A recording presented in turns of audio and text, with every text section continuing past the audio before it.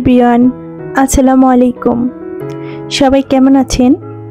I hope সবাই সুস্থ আছেন, ভালো আছেন। আমরাও আলহামদুলিল্লাহ আল্লাহর রহমতে খুব ভালো আছি। আবারও নতুন একটি ব্লগ ভিডিও নিয়ে আপনাদের মাঝে চলে এলাম। আশা করছি আমার আজকের ভিডিওটা আপনাদের কাছে খুব ভালো লাগবে।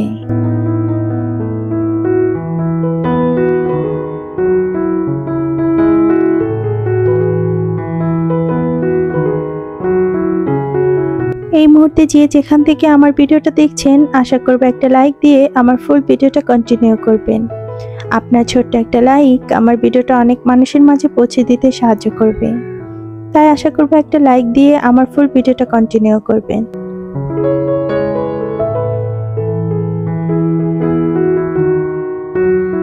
আজকের ভিডিওটা আমি শুরু করেছি বিকাল থেকে।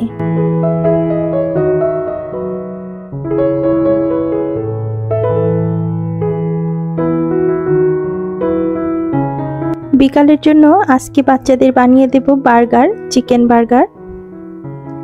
তো সেটারই এখানে প্রস্তুতি নিচ্ছি। আর শুরুতে যে পুদিনা পাতার গাছটা দেখেছেন, ওই দুইটা গাছ আমি কিনে এনেছি আর কিনে এনে আমার বেলকনিতে লাগিয়েছি। তো দেখা যাক কেমন হয় আর কি।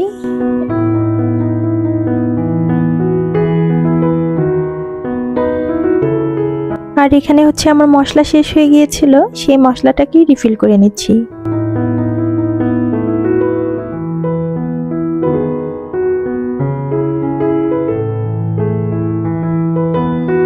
আমার কিন্তু অল্প কিছু মশলাই অনেক দিন চলে যায়, প্রায় মাসেরও বেশি চলে যায়।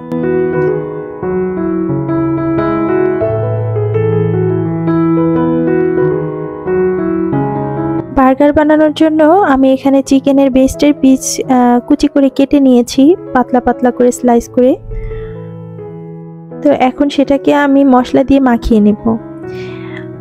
এখানে আমি আদা রসুন বাটা দিয়ে দিচ্ছি, একটু মরিচের ফাঁকি দিয়ে দিচ্ছি, আর একটু ধনিয়ার ফাঁকি দিয়ে দিচ্ছি, একটু লবণ, আর এখানে গরম মশলার গুঁড়া দিয়ে দিচ্ছি। এখানে দুই ধরনের গরম মশলার গুঁড়া আছে, একটা হচ্ছে দারুচিনি আর একটা হচ্ছে এলাচ।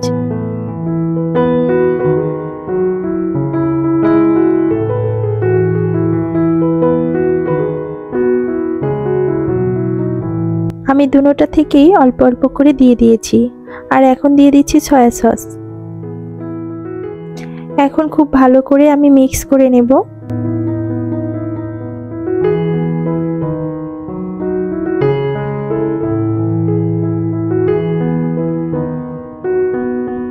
মিক্স করা হয়ে গেলে আমি ঢাকনা দিয়ে ঢেকে রেখে দিচ্ছি। আর এখন হচ্ছে অন্য যে প্রস্তুতিগুলো আছে, শসা, তারপর টমেটো, এগুলো কেটে নিচ্ছি। আসলে ঘরে যে বার্গার বানানো এতটা সহজ, এটা আমি আগে জানতাম না। এই ফার্স্ট টাইম বানাচ্ছি, আর বানানোর পর মোটামুটি ভালোই হয়েছে।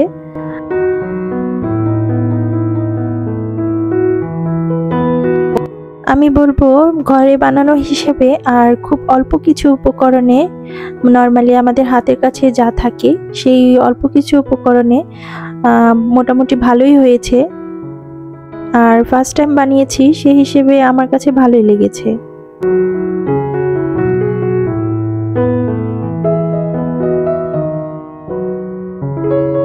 আর এখন হচ্ছে আমি বার্গারের জন্য সস রেডি করে নিচ্ছি। এখানে মেয়োনিজ নিয়ে নিচ্ছি।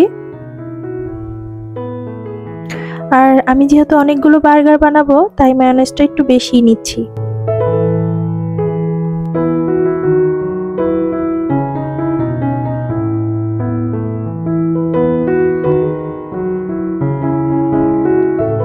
আর নিয়ে নিচ্ছি কিছুটা টমেটো কেচাপ। এরপর আমি এই দুইটা সসকে খুব ভালো করে মিক্স করে নেব।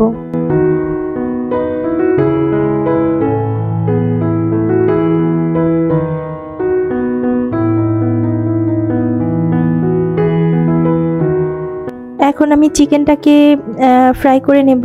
এর জন্য আমি এখানে চুলায় একটা প্যান বসিয়ে দিচ্ছি, আর খুব সামান্য একটু তেল দিয়ে দেব। মানে চিকেনটা যাতে যেটুকু তেল দিলে আর কি ফ্রাই করা হয়, ঠিক অতটুকুই।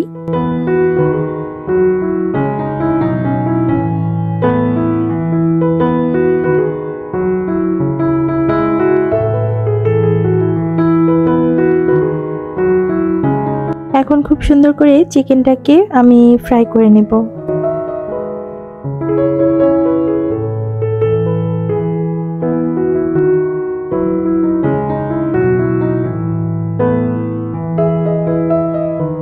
বার্গার বানানো যেহেতু এতটাই সহজ, তাহলে মাঝে মধ্যে বাচ্চাদের এভাবে বানিয়ে দেওয়াই যেতে পারে।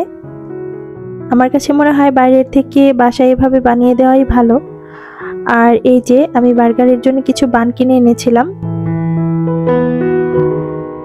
আর এগুলোকে আমি ভেতর থেকে মানে একটু কেটে নিয়েছি আর কি, মাঝখান থেকে 2 ভাগ করে নিয়েছি। এখন আমি ভেতরে সুন্দর করে সস দিয়ে এরপর আমি হচ্ছে চিকেন দিয়ে দিব।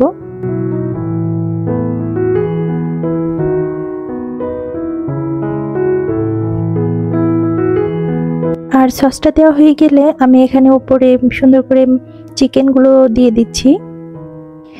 আর চাইলে কিন্তু এভাবে চিকেন কিমা করেও কিন্তু উপরে দেওয়া যায় বার্গারের, সেটা কিন্তু আমার মনে হয় আরো বেস্ট অপশন হবে। আর এখন দিয়ে দিচ্ছি উপরে একটা চিজ, আর এরপর আমি শসা এবং টমেটোগুলো দিয়ে দিব।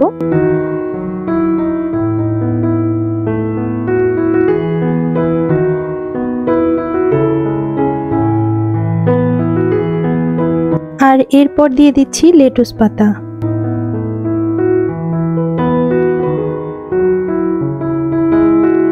আর উপরে আরো কিছুটা সস দিয়ে দিচ্ছি।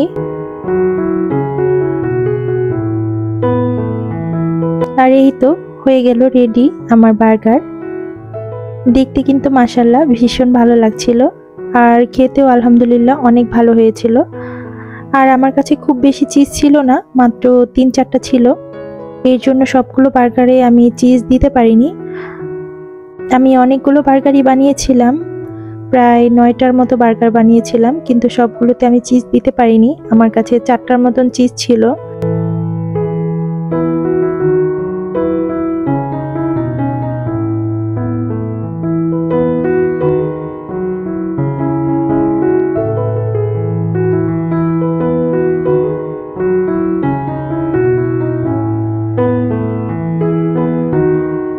এরপরে আমি একে একে এভাবে সবগুলো বার্গারই সাজিয়ে নিয়েছি।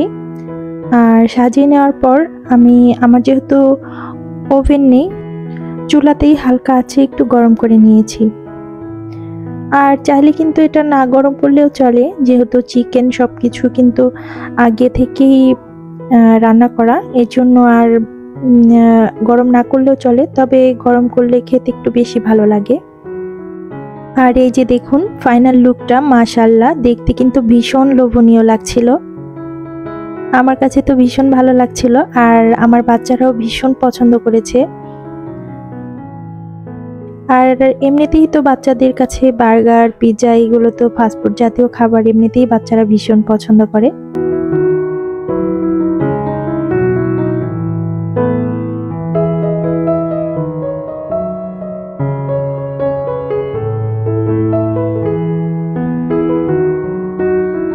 আমি হচ্ছে বার্গারটা কখনো ঘরে এভাবে বানানোর ট্রাই করিনি, এই ফার্স্ট টাইম ট্রাই করেছি। আর আগে যদি জানতাম যে বার্গার বানানো এতটা সহজ, তাহলে তো আরো আগেই ট্রাই করতাম। এই যে এখন হচ্ছে আমরা সবাই মিলে খেয়ে নেব। আর এখন কিন্তু অলরেডি অনেক রাতই হয়ে গিয়েছিল, প্রায় 8টার মতো বেজে গিয়েছিল। এই জন্য এটা খাবার পরে আমরা আর অন্য কোনো খাবার খাইনি, কারণ আমরা সবাই হচ্ছে 2টা করে বার্গার খেয়েছিলাম, এতটাই ভালো লেগেছিল যে আমরা 2টা করে খেয়েছিলাম। এই জন্য হচ্ছে রাতে আর অন্য কোনো খাবার খাওয়া হয়নি।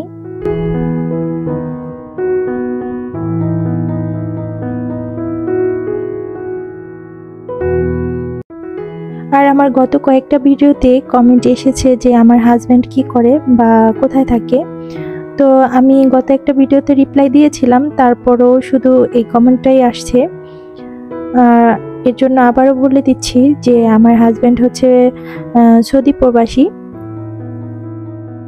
আমার হাজব্যান্ড সৌদিতে থাকে।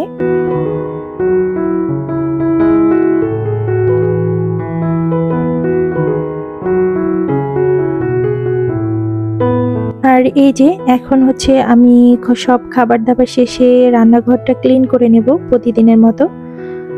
সব থালাবাটি ধুয়ে তারপর রান্নাঘরের পুরা একদম ক্লিন করে রাখবো। এতে করে সকালে অনেকটাই ফ্রেশ মনে হয়। এই জন্য আমি রান্নাঘরের চুলা এবং থালবাটি যা আছে সবকিছু একদম ক্লিন করে পরিষ্কার করে রাখি ঘুমাতে যাওয়ার আগে। আর আজকের ভিডিও এ পর্যন্তই। ভালো থাকবেন সবাই, দেখা হবে পরবর্তী নতুন কোনো ভিডিওতে। আর আপনাদের কাছে যদি এই ধরনের লাইফস্টাইল ভিডিও ভালো লেগে থাকে তাহলে আমার চ্যানেলটা সাবস্ক্রাইব করে আমার পাশে থাকতে পারেন।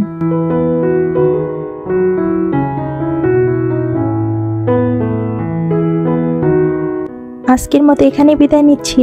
ভালো থাকবেন সবাই। আল্লাহ হাফেজ।